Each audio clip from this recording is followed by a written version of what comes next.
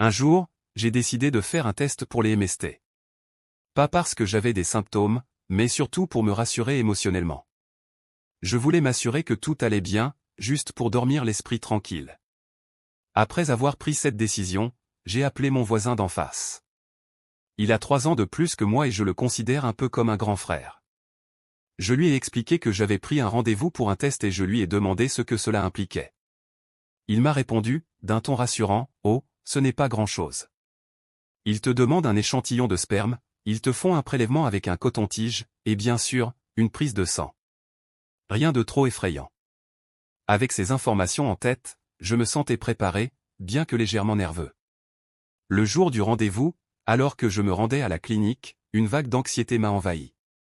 Je n'arrêtais pas de penser à cette partie où je devrais produire un échantillon de sperme. Est-ce que je vais y arriver, me suis-je demandé. Mais je me suis dit, allez, ça va bien se passer. Quand je suis arrivé à la clinique, une femme âgée m'a appelé par mon nom. Elle avait un sourire un peu forcé, comme si elle faisait ce travail depuis trop longtemps. Elle m'a tendu un gobelet transparent et m'a escorté jusqu'aux toilettes en me disant, « Veuillez aller ici. » Je m'attendais à une pièce confortable, peut-être avec un fauteuil et du matériel pour me détendre. Mais non, c'était juste une salle de bain classique. J'ai haussé les épaules et me suis dit, bon, ça fera l'affaire. Une fois à l'intérieur, j'ai regardé autour de moi.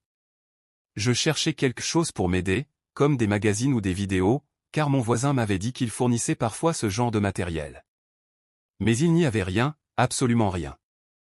Je me suis dit, sérieusement ? Ils s'attendent à ce qu'on utilise juste notre imagination ? Déçu mais pas découragé, je me suis dit que ce n'était pas la première fois que je devais me débrouiller avec mon imagination. Alors, j'ai commencé. Oui, là, debout devant le lavabo, je me suis concentré. Et, contre toute attente, j'ai réussi assez rapidement.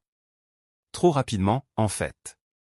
Tellement vite que j'ai décidé de rester un peu plus longtemps dans la salle de bain pour ne pas donner l'impression que j'étais un fric.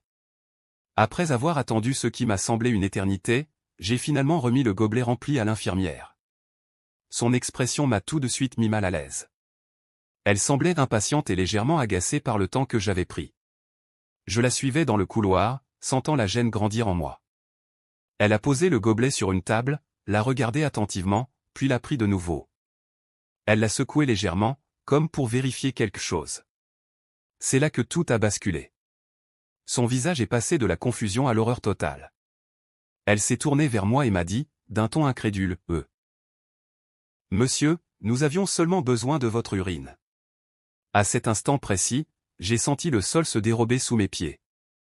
Mon visage est devenu rouge, une chaleur intense m'a envahi, et mes jambes sont devenues faibles. Je voulais disparaître, m'évaporer, m'enfuir de cette pièce. Il y a eu beaucoup de moments embarrassants dans ma vie, mais celui-ci les surpassait tous. Et le pire, c'est que je n'avais rien à dire. Pas d'excuses, pas de blagues pour alléger l'atmosphère. Juste un silence lourd et insupportable. Après avoir fourni un échantillon d'urine correct et passé quelques autres tests, j'ai quitté la clinique aussi vite que possible. En repensant à cette journée, je me dis que peut-être elle l'avait mérité. Elle aurait pu être plus claire dans ses instructions. Mais d'un autre côté, moi aussi j'ai fait des suppositions, et c'est ainsi que deux malentendus ont conduit à une situation où une vieille dame se retrouvait avec un gobelet rempli de mes soldats.